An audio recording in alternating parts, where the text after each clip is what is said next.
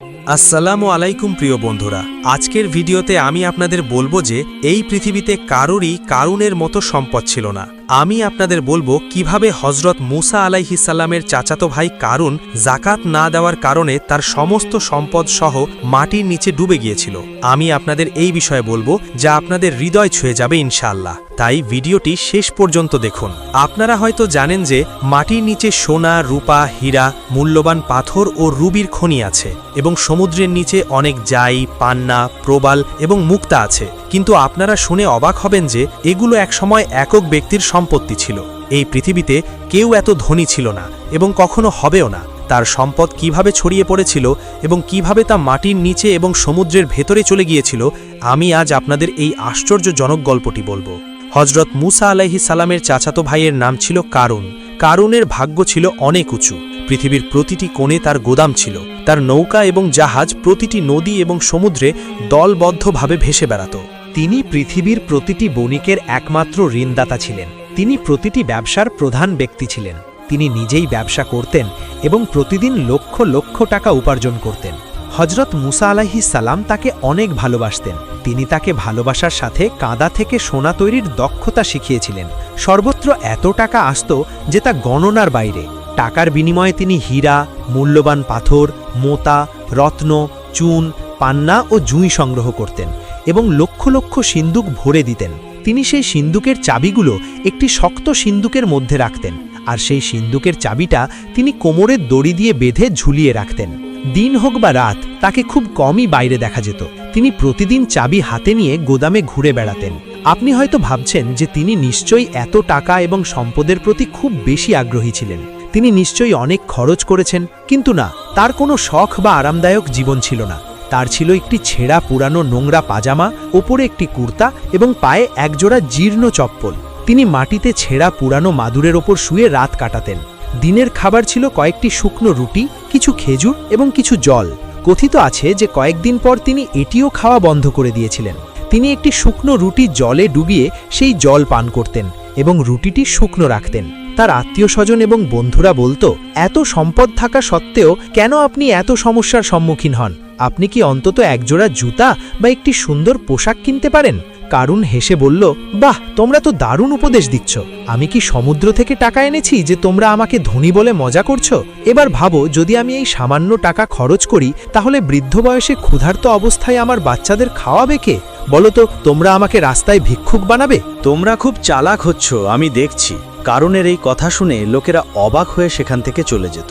একদিন হযরত মুসা আলাইহিস সালাম কারুনের বাড়িতে পৌঁছে বললেন, কারুন, আল্লাহ তোমাকে এত সম্পদ দিয়েছেন, এর সামান্য অংশ গরিব মিসকিনদের দান করা উচিত।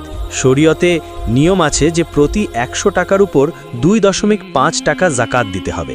আমি আশা করি তুমি অবশ্যই ১০০ টাকার মধ্যে কমপক্ষে ১ টাকা জাকাত হিসেবে দেবে। কারুন কিছুক্ষণ মুসার দিকে তাকিয়ে রইল এবং তারপর বলল, জাকাত কি? হযরত মুসা আলাইহিস সালাম বিনয়ের সাথে উত্তর দিলেন, প্রতি ১০০ টাকার মধ্যে ১ টাকা গরিবদের দান করো, এটাকেই জাকাত বলা হয়। যদি অন্য কেউ এই কথা বলতো তাহলে কারুন অস্বীকার করত, কিন্তু হযরত মুসা আলাইহিস সালাম ছিলেন তার বড় ভাইয়ের মতো। তিনি কখনো তার অনুরোধ উপেক্ষা করেননি। এজন্যই তিনি মাথা নিচু করে কিছুক্ষণ চুপ করে রইলেন। তারপর তিনি মৃদুস্বরে বললেন, তুমি দেখতেই পাচ্ছ আমি খুবই দরিদ্র, আমার টাকার প্রয়োজন। জাকাত দেওয়ার মতো পর্যাপ্ত টাকা আমার কাছে কোথায়? কারুনের কাছ থেকে এই কথা শুনে হযরত মুসা আলাইহিস সালাম বললেন, যার এত সম্পদ আছে সে যদি দরিদ্র হয় তাহলে কাকে ধনী বলা হবে? কারুন উত্তর দিলেন, এত কষ্ট করে ক্ষুধার্ত তৃষ্ণার্থ থেকে আমি এই সামান্য টাকা সঞ্চয় করেছি। যদি আমি এখন দান করি তাহলে বৃদ্ধ বয়সে আমি কি খাবো? ভিক্ষা করা ছাড়া আমার আর কোনো উপায় থাকবে না। ভাই, আমাকে ক্ষমা করুন, আমি জাকাত দিতে পারবো না। হযরত মুসা আলাইহিস সালাম খুব দুঃখিত হলেন। তিনি বললেন, আল্লাহ তোমাকে এত কিছু দিয়েছেন যে তুমি সারা জীবন দান করলেও তোমার সম্পদ কখনো শেষ হবে না। হযরত মুসা আলাইহিস সালামের কাছ থেকে এই কথা শুনে কারুন জোরে হেসে বললেন, কেউ যদি না বুঝে দান করে তাহলে তার রাজ্য উড়ে যায় এবং আমার কাছে মাত্র কয়েকটি খোলস থাকে, ওদের উড়ে যেতে কতক্ষণ লাগবে? হযরত মুসা আলাইহিস সালাম বললেন, তুমি কি গরিব না ধনী আমি তর্ক করতে আসিনি, আমি শুধু আমার কর্তব্য পালন করছি। জাকাত দেওয়া তোমার কর্তব্য, তাই আমি জিজ্ঞাসা করছি, তুমি কি জাকাত দেবে? অসহায়ভাবে কারুন বলতে শুরু করল, ঠিক আছে, আমি আজ ভাবব, আগামীকাল উত্তর দেব। কারুনের হৃদয়ে কোনো শান্তি ছিল না। সারা দিন সে ক্ষুধার্ত, তৃষ্ণার্ত এবং উদ্বেগে ডুবে রইল। ভাবতে থাকল মুসাকে কি উত্তর দেব। অনেক চিন্তা করার পরেও সে কোনো সিদ্ধান্ত নিতে পারল না। সন্ধ্যা হয়ে গেল, অন্ধকার ঘিরে ফেলল। কারুন একটি বাতি জ্বালিয়ে হিসাব করতে বসল। 100-এর ওপর 1 টাকা, 1000-এর ওপর 10 টাকা, 1 লাখের ওপর 1000 টাকা। এখন তার মন ঘুরতে শুরু করল। সে আবার হিসাব করতে শুরু করল। যদি 1 লাখের ওপর 1000 থাকে তাহলে 1 কোটির ওপর 1 লাখ। কারুন হঠাৎ পাগলের মতো চিৎকার করে উঠল, মুসা, তোমার কথা শোনার চেয়ে আমার বুকে ছুরিকাঘাত করা ভালো।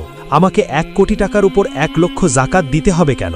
গরিবরা কি তাদের উপার্জন আমার কাছে জমা রেখেছে যে আমি সেগুলো দান করব? আমি দেব না, আমি 1 পয়সাও দেব না। কারুন চুপচাপ বালিশে মুখ লুকিয়ে শুয়ে রইল আর মনে মনে সে হজরত মুসাকে অভিশাপ দিতে লাগল। সেই রাতে কারুন ঘুমাতে পারল না। হঠাৎ তার চোখ প্রদীপের শিখার ওপর পড়ল। সমস্ত তেল পুড়ে গেল, তবুও একটি পয়সাও আয় হল না। সে প্রদীপ নিভিয়ে দিল। সে অন্ধকারে দেয়ালে পিঠ ঠেকিয়ে বসে রইল এবং সারা রাত আকাশ ও পাতালের কথা ভাবতে লাগল। পরের দিন সকালে সূর্য ওঠার সাথে সাথে হজরত মুসা আলাইহিসসালাম কারুনের বাড়িতে পৌঁছে জিজ্ঞাসা করলেন, কারুন, তুমি কি কিছু ঠিক করেছ? কারুন অবাক হয়ে আকাশ থেকে পড়ে গেলেন। তিনি জিজ্ঞাসা করলেন, তুমি ঠিক করার কথা কি বলছো? ওহ, আমি জাকাত ব্যাপারটা একেবারেই ভুলে গিয়েছিলাম। ঠিক আছে, আজ যাও, আমি অবশ্যই কাল তোমার প্রশ্নের উত্তর দেব। মুসা আলাইহিসসালাম সেখান থেকে চলে গেলেন, কিন্তু পরের দিন এলো একই অজুহাত, একই গড়িমসি। প্রতিদিন এভাবেই চলতে থাকে। কারণ মিথ্যা, চালাকি আর অহংকার করে তার দিনগুলো কাটিয়েছে। একদিন মুসা আলাইহিসসালাম রেগে বললেন, তোমার কি লজ্জা নেই? তুমি প্রতিদিন অজুহাত দাও, আমি এখন স্পষ্ট উত্তর চাই। তুমি জাকাত দেবে কি দেবে না? কারণ রাগে গর্জে উঠল, তুমি কি মনে করো আমি কিছুই বুঝতে পারছি না? ক্ষুধার্ত, তৃষ্ণার্ত থেকে কত পরিশ্রম করে আমি এই সম্পদ অর্জন করেছি। তোমার চোখ জ্বলছে, তুমি এখানে এসে বারবার আমাকে হয়রানি করছো। টাকা পেলেই তুমি তা লুট করবে। আমি এত বোকা নই, এটা কখনোই হবে না। আমি 1 পয়সাও দান করব না। তুমি যা করতে চাও তাই করো। কারুনের কথা শুনে মুসা আলাইহিসসালাম অবাক হয়ে গেলেন, কিন্তু হতাশ হলেন না। তিনি আরও অনেক দিন ধরে কারুনকে বোঝানোর চেষ্টা করলেন। তাকে আল্লাহর শাস্তির হুমকি দিলেন, জাহান্নামের কষ্ট এবং বেহেশতের নেয়ামত সম্পর্কে বললেন, কিন্তু কারুন একই জায়গায় রইল। তার হৃদয় গলল না, পরিবর্তনও হল না। এখন মুসা আলাইহিসসালাম অসহায় হয়ে পড়লেন। তিনি হাত তুলে প্রার্থনা করলেন, হে আমার রব, আমি কারুনকে সৎকর্মের দিকে আনার জন্য, তাকে দান করার জন্য অনুরোধ করার জন্য যথাসাধ্য চেষ্টা করেছিলাম, কিন্তু সে রাজি হয়নি। এখন তুমি বলো আমার কি করা উচিত? তারপর জিবরিল আলাইহিসসালাম আল্লাহর পক্ষ থেকে একটি বার্তা নিয়ে এলেন। তিনি বললেন, মুসা, বনি ইসরায়েলকে মিশর ছেড়ে চলে যেতে বলো। মুসা আলাইহিসসালাম আল্লাহর এই আদেশ মেনে নিলেন। তারপর জিবরিল বললেন, এখন থেকে পৃথিবী তোমার অধীনে থাকবে, তুমি এর মাধ্যমে যা ইচ্ছা করতে পারো। কয়েকদিন পর মুসা আলাইহিসসালাম আবার কারুনের কাছে এসে বললেন, কারুন, সৎকর্মের জন্য দান করো, আল্লাহর পথে জাকাত দাও, অন্যথায় তুমি মহাপাপ করবে। কারুন ঠাট্টা করে উত্তর দিল, ভাই মুসা, আমি অনেক দিন ধরে তোমার কথা শুনছি, যদি নতুন কিছু থাকে তাহলে আমাকে বলো। এই বলে সে চলে যাওয়ার জন্য মুখ ফিরিয়ে নিল। মুসা আলাইহিসসালাম তাকে ধমক দিয়ে বললেন, এখনই সাবধান থেকো। কারুন বলল, আমি ইতিমধ্যেই সাবধান। আর এই কথাগুলো মুখ থেকে বের হওয়ার সাথে সাথেই সে কোমর পর্যন্ত মাটিতে লুটিয়ে পড়ল। বিস্ময় আর ভয়ে তার মুখ ফ্যাকাশে হয়ে গেল। সে বলল, বাহ, তুমি কি আশ্চর্য জাদু শিখেছ! তুমি কি টাকা তোলার জন্য এই কৌশলটি খেলছো? তুমি কি আমাকে বাচ্চা মনে করো? এবার সে তার ঘাড় পর্যন্ত মাটিতে লুটিয়ে পড়ল। তারপর সে চিৎকার করে উঠল, মুসা, তুমি কি আমাকে হত্যা করতে চাও? মুসা আলাইহিসসালাম বজ্রধ্বনি করে বললেন, সাবধান, এখনো যদি তুমি আল্লাহর নামে দান করো তাহলে তুমি রক্ষা পেতে পারো। কারুন বলল, আমি সর্বত্র ভিক্ষা করে এবং দান করে বাঁচতে চাই না, আমি এমন জীবন চাই না। এবার সে আরও নিচে ডুবে গেল। তার দাড়ি মাটি স্পর্শ করল, তার হাতের সামান্য অংশ বাইরে ছিল। তারপর কারুন হাসতে শুরু করল। মুসা কঠোরভাবে জিজ্ঞাসা করল, তুমি হাসছো কেন? কারুন বলল, যে আশা নিয়ে তুমি আমাকে হত্যা করতে চাইছো তা কখনোই পূর্ণ হবে না। সব ধন সম্পদের চাবি, হ্যাঁ, আমার সম্পদ যে সকল সিন্দুকের মধ্যে আটকে আছে তার চাবি দেখো আমার মুঠিতে। এই পৃথিবীতে এমন কোনো অস্ত্র নেই যা এই সিন্দুকগুলো ভেঙে ফেলতে পারে, তাই আমাকে হত্যা করে কোনো লাভ নেই। হজরত মুসা আলাইহিসসালাম শান্তভাবে বললেন, হে বোকা, গরিবদের কিছু দান করো, আল্লাহর পথে দান করো, হয়তো তোমার জীবন রক্ষা পাবে। কিন্তু কারুন কোনো উত্তর দিল না, সে শুধু সেই সিন্দুকের দিকে তাকিয়ে রইল। মুসা আবার বললেন, কারুন, তোমার কি বেঁচে থাকার সামান্যতম ইচ্ছাও নেই? কারুন হজরত মুসা আলাইসাল্লামের দিকে না তাকিয়ে চিৎকার করে উঠল, না, একেবারেই না। হজরত মুসা আলাইসাল্লাম জিজ্ঞাসা করলেন, কিন্তু কেন? যদি তুমি বাঁচতে না চাও তাহলে কারণ কি? কারণ বলল, তুমি কি জানতে চাও কেন? কারণ আমি যদি বেঁচে থাকি তাহলে তোমরা আমাকে ধনী বলে পাগল করে দেবে। তারপর দানের নামে, জাকাতের নামে তোমরা আমার সমস্ত ধন সম্পদ লুট করে আমাকে রাস্তায় ফেলে দেবে। আমার কাছে কিছু টাকা থাকা অবস্থায় আমার মরে যাওয়াই ভালো। মুসা আলাইসাল্লাম শেষবারের মতো জিজ্ঞাসা করলেন, কারুন, তুমি কি আদৌ বাঁচতে চাও না?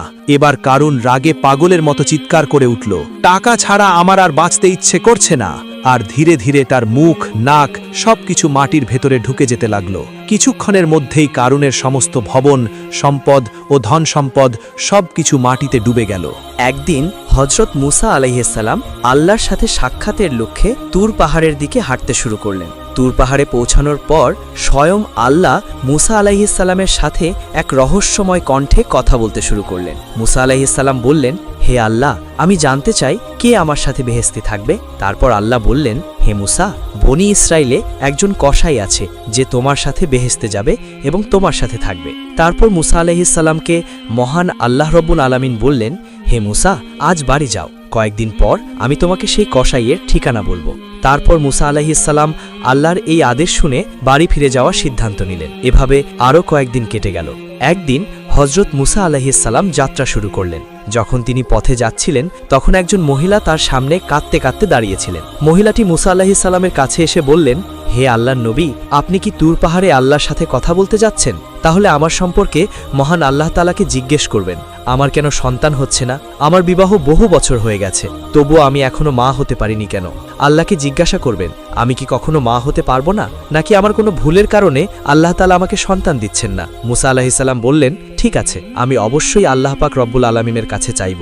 তারপর মহিলাটি সেখান থেকে চলে গেল। এবার মহিলার প্রশ্ন শুনে মুসা আলাইহিসসালাম একটু হতবাক হয়ে গেলেন। তাই তিনি অন্য কোথাও ভ্রমণ করার ইচ্ছা করেননি। এবার তিনি আল্লাহ পাক রব্বুল আলামিনের সাথে কথা বলার জন্য তুর পাহাড়ের দিকে রওনা হলেন। তুর পাহাড়ে গিয়ে হজরত মুসা আলাইহিসসালাম আল্লাহকে জিজ্ঞাসা করলেন, হে আল্লাহ, আমি পথে একজন মহিলাকে কাঁদতে দেখলাম। তিনি আমাকে জিজ্ঞাসা করলেন যে তার বিবাহের অনেক বছর হয়ে গেছে, তবুও তার কোনো সন্তান হয়নি। তখন মহান আল্লাহ পাক রব্বুল আলামিন গায়েবের কণ্ঠে বললেন, হে মুসা, তুমি তাকে বলো যে সন্তান দেওয়া ওই মহিলার ভাগ্যে ছিল না। এ কারণেই এত বছর পরেও তিনি মা হতে পারেননি। পুত্র বা কন্যা কেবল আল্লাহই দান করেন, আর আল্লাহ যা দেন আমরা তাই পাই। এই কথা শুনে মুসা আলাইহিসসালাম বাড়ি ফিরতে শুরু করলেন। বাড়ি যাওয়ার সময় তার মনে সেই মহিলার কথা এলো এবং তিনি সরাসরি বাড়ি না গিয়ে সেই মহিলার বাড়িতে যাওয়ার সিদ্ধান্ত নিলেন। মহিলাটি হজরত মুসা আলাইহিসসালামকে আসতে দেখে হতবাক হয়ে গেলেন। তারপর বললেন, হে আল্লাহর নবী, আমার প্রশ্ন জিজ্ঞাসা করে কি আপনি এসেছেন? মহিলার কথা শুনে মুসা আলাইহিসসালাম বললেন, মহান আল্লাহ বলেছেন যে তোমার সন্তান হওয়ার ভাগ্যে নেই, তাই তুমি কখনো মা হতে পারবে না। এই কথা শুনে মহিলার চোখ অশ্রুতে ভরে গেল এবং তিনি জোরে জোরে কাঁদতে লাগলেন। তারপর হজরত মুসা আলাইহিসসালাম সেখান থেকে চলে গেলেন। কিছুক্ষণ পর একজন বৃদ্ধ ফকির, যিনি আল্লাহর ইবাদাত করেন, সেই মহিলার বাড়িতে এসে বললেন, বাড়িতে কি কেউ আছেন? আমি একজন বৃদ্ধ ফকির, আমি অনেক দিন ধরে কিছু খাইনি, আমি খুব ক্ষুধার্ত, দয়া করে আমাকে আল্লাহর নামে কিছু দান করুন, নিশ্চয়ই আল্লাহ তোমার উদ্দেশ্য পূরণ করবেন। মহিলা ফকিরের কথা শুনে তাকে ঘরে আসতে দিলেন। তারপর তাকে 4টি রুটি খেতে দিলেন। তারপর মহিলা বললেন, আপনি আল্লাহর ফকির, আপনি কি আল্লাহর কাছে প্রার্থনা করবেন যেন আমাকে সন্তান দেন? আমার কোনো সন্তান নেই। ফকির রুটির বিনিময়ে আল্লাহর কাছে প্রার্থনা করলেন, হে আল্লাহ, এই মহিলাকে সন্তান দিন। তারপর ফকির সেই ঘর থেকে চলে গেলেন। কয়েক বছর পর হজরত মুসা আলাইহিসসালাম কোথাও ভ্রমণে যাচ্ছিলেন। পথে তিনি সেই মহিলার বাড়ির পাশ দিয়ে যাচ্ছিলেন। তখন তার মনে পড়ল সেই মহিলার কথা। তিনি মহিলার বাড়ির দিকে ফিরে দেখলেন যে সেখানে মহিলাটি একটি ছোট্ট শিশুর সাথে আনন্দের সাথে খেলছে। মহিলাটি হজরত মুসা আলাইহিসসালামকে দেখে বেরিয়ে এসে বললেন, হে আল্লাহর নবী, আপনি বলেছিলেন যে আমার ভাগ্যে কোনো সন্তান নেই, কিন্তু আল্লাহ আমাকে একটি সন্তান দিয়েছেন। এই কথা শুনে হজরত মুসা আলাইহিসসালাম অবাক হয়ে গেলেন, আর এর কারণ জানতেই তিনি তুর পাহাড়ের দিকে রওনা হলেন। তুর পাহাড়ে গিয়ে তিনি আল্লাহকে জিজ্ঞাসা করলেন, হে আল্লাহ, আপনি বলেছিলেন যে সেই মহিলার ভাগ্যে সন্তান নেই, কিন্তু আজ আমি দেখলাম যে সে আনন্দের সাথে শিশুটির সাথে খেলছে, এর কারণ কি? মহান আল্লাহ রহস্যময় কণ্ঠে বললেন, হে মুসা, যদি তুমি এই প্রশ্নের উত্তর জানতে চাও তাহলে একটি থালায় মানুষের মাংস নিয়ে এসো, তাহলেই তোমাকে উত্তর দেওয়া হবে। এই আদেশ শুনে হযরত মুসা আলাইহিস সালাম একটি থালা এবং ছুরি নিয়ে লোকদের কাছে গেলেন। তিনি বললেন, হে আমার গোত্রের লোকেরা, মহান আল্লাহ আমাকে মানুষের মাংস আনতে বলেছেন। তোমাদের মধ্যে কি এমন কেউ আছে যে তার দেহ থেকে মাংস দেবে? কেউ রাজি হল না। সবাই এক এক করে সেখান থেকে চলে গেল। হযরত মুসা আলাইহিস সালাম উদ্বিগ্ন হয়ে এদিক ওদিক ঘোরাফেরা করতে লাগলেন। যখন তিনি কোনো সমাধান খুঁজে পেলেন না, তখন তিনি বাড়ি ফিরে যেতে লাগলেন। হঠাৎ একজন বৃদ্ধ ফকির তাকে পিছন থেকে ডাকলেন, হে আল্লাহর নবী, তোমাকে এত চিন্তিত কেন দেখছি? হযরত মুসা আলাইহিস সালাম বললেন, মহান আল্লাহ আমাকে মানুষের মাংস নিতে আদেশ করেছেন, কিন্তু কেউ তার মাংস দিতে প্রস্তুত ছিল না। সবাই মুখ ফিরিয়ে চলে গেল। তারপর সেই বৃদ্ধ ফকির হযরত মুসা আলাইহিস সালামের কথা শোনার সাথে সাথে তার পাশ থেকে একটি ছুরি নিয়ে এসে তার দেহ থেকে কিছু মাংস কেটে হযরত মুসা আলাইহিস সালামকে দিয়ে সেখান থেকে চলে গেলেন। এটা দেখে হযরত মুসা আলাইহিস সালাম একটু অবাক হয়ে গেলেন। তারপর হযরত মুসা আলাইহিস সালাম আবার সেই মাংস নিয়ে তুর পাহাড়ের দিকে হাঁটতে শুরু করলেন এবং বললেন, হে আল্লাহ, আমি মানুষের মাংস নিয়েছি, কিন্তু যাদের কাছে আমি এটি দিতে বলেছিলাম তারা সবাই পিছন ফিরে চলে গেল। কেবলমাত্র একজন বৃদ্ধ ফকির আল্লাহর নাম শুনে তার শরীর থেকে মাংস কেটে আমাকে দিলেন। তখন মহান আল্লাহ পাক রব্বুল আলামিন হযরত মুসা আলাইহিস সালামকে ঐশী কণ্ঠে বললেন, হে মুসা, এই মাংসের জন্য সবার কাছে যাওয়ার দরকার ছিল না, তুমি নিজেই পারতে। এর মাধ্যমে তুমি তোমার প্রশ্নের উত্তর পেয়ে গেলে। সেই বৃদ্ধ ফকির আল্লাহর নাম শোনার সাথে সাথে তার শরীর থেকে মাংস কেটে আল্লাহ পাককে দান করে। সেই ফকিরের দোয়ার ফলে আমি সেই মহিলাকে একটি সন্তান দান করলাম। হে মুসা, যে ব্যক্তি আল্লাহর পথে সবকিছু উৎসর্গ করে, সে তার যা কিছু আছে তা দান করে, আল্লাহ তাআলা তাকে সবকিছু দান করেন, অথবা তার লিখিত ভাগ্য পরিবর্তন করে দেন। এই উত্তর শোনার পর হযরত মুসা আলাইহিস সালাম আল্লাহ পাক রব্বুল আলামিনের নির্দেশে বাড়ি ফিরে আসেন।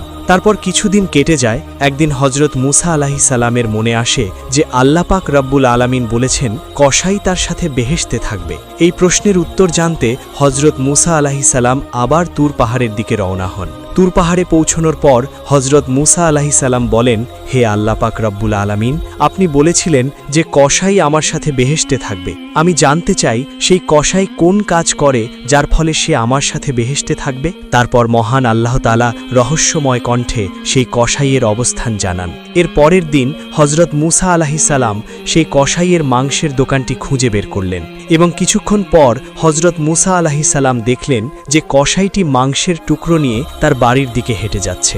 হযরত মুসা আলাইহিস সালামও কসাইয়ের পিছু পিছু হাঁটতে লাগলেন। কিছুক্ষণ পর সেই কসাই তার বাড়িতে পৌঁছে গেল। হযরত মুসা আলাইহিস সালাম দূর থেকে সেই ঘরটি দেখছিলেন, কিন্তু সেদিনের জন্য তিনি সেখান থেকে ফিরে এলেন। পরের দিন হযরত মুসা আলাইহিস সালাম আবার সেই কসাইয়ের বাড়িতে গেলেন এবং বললেন, বাড়িতে কি কেউ আছে? আমি একজন মুসাফির। কিন্তু বাড়ি থেকে কোনো উত্তর এলো না। তারপর হযরত মুসা আলাইহিস সালাম ভাবলেন যে হয়তো বাড়িতে সত্যিই কেউ নেই। এরপর হযরত মুসা আলাইহিস সালাম আবার সেই কসাইয়ের দোকানে পৌঁছালেন। সেখান থেকে তিনি দেখলেন কসাই মাংস কাটতে থাকলো এবং একটি ভালো মাংসের টুকরো একপাশে রাখলো। তখন একজন খদ্দের এসে বলল, ভাই, তোমার কাছে থাকা মাংসের টুকরোটা আমাকে দাও, বিনিময়ে আমি তোমাকে আরো বেশি টাকা দেব। তখন কসাই বলল, তুমি যতই টাকা দাও না কেন, আমি এই মাংসের টুকরোটা দেব না। তারপর কসাই বলল, আমি এই মাংস আমার বাড়িতে নিয়ে যাব। হযরত মুসা আলাইহিস সালাম মনে মনে ভাবলেন, ঘরে কেউ নেই, তাহলে কসাই মাংস দিচ্ছে না কেন? তারপর যখন খদ্দের মাংস নিয়ে চলে গেল, তখন কসাই দোকান বন্ধ করে মাংসের টুকরোটি একটি ব্যাগে ভরে তার বাড়ির দিকে হাঁটা শুরু করল। এটা দেখে হযরত মুসা আলাইহিস সালাম তার পিছু পিছু চলতে লাগলেন। কসাই যখন তার বাড়িতে পৌঁছালো, তখন হযরত মুসা আলাইহিস সালাম ঘরের বাইরে থেকে ডাক দিলেন, ঘরে কেউ আছে কি? আমি একজন মুসাফির। তখন কসাই বেরিয়ে এসে হযরত মুসা আলাইহিস সালামকে জিজ্ঞাসা করলেন, ভাই, তুমি কি চাও? তখন হযরত মুসা আলাইহিস সালাম বললেন, আমি একজন মুসাফির। তুমি কি আমাকে এই রাতের জন্য তোমার বাড়িতে থাকার জায়গা দেবে? আগামীকাল সকাল হলেই আমি আমার গ্রামের দিকে চলে যাব। কসাই বলল, অবশ্যই, তুমি এসেছো, আমি তোমাকে আমার ঘরে আশ্রয় দিব। তারপর কসাই বলল, তুমি এখানে বসো, আমি কাছের ঘরে কিছু কাজ করছি। এই বলে কসাই সেই ঘরের দিকে চলে গেল। হজরত মুসা আলাইসাল্লাম দেখলেন যে কসাই সেই ঘরে একা রুটি বানাচ্ছে এবং মাংস রান্না করছে। তারপর কিছুক্ষণ পর হজরত মুসা আলাইসাল্লাম দেখলেন যে কসাই ধীরে ধীরে একজন বৃদ্ধা মহিলাকে সম্মানের সাথে নিয়ে আসছে। তারপর তিনি বৃদ্ধা মহিলাকে ভালোবাসার সাথে মাংস এবং রুটি খাওয়ালেন, ঠিক যেমন একজন মা একটি ছোট শিশুকে ভালোবাসা এবং স্নেহের সাথে খাওয়ান। কিছুক্ষণ পর কসাই হজরত মুসা আলাইসাল্লামের কাছে কিছু মাংস এবং রুটি নিয়ে এসে বললেন, হে মুসাফির ভাই, তোমার খাবার নাও, আমি কিছু সময় নিয়েছি, এর জন্য আমি দুঃখিত। তখন কসাই বলল, আসলে আমার কিছু কাজ ছিল, তাই তোমাকে আগে খাবার দিতে পারিনি। হজরত মুসা আলাইসাল্লাম বললেন, ঠিক আছে, কিন্তু আগে তুমি বলো এই বৃদ্ধা মহিলা কে?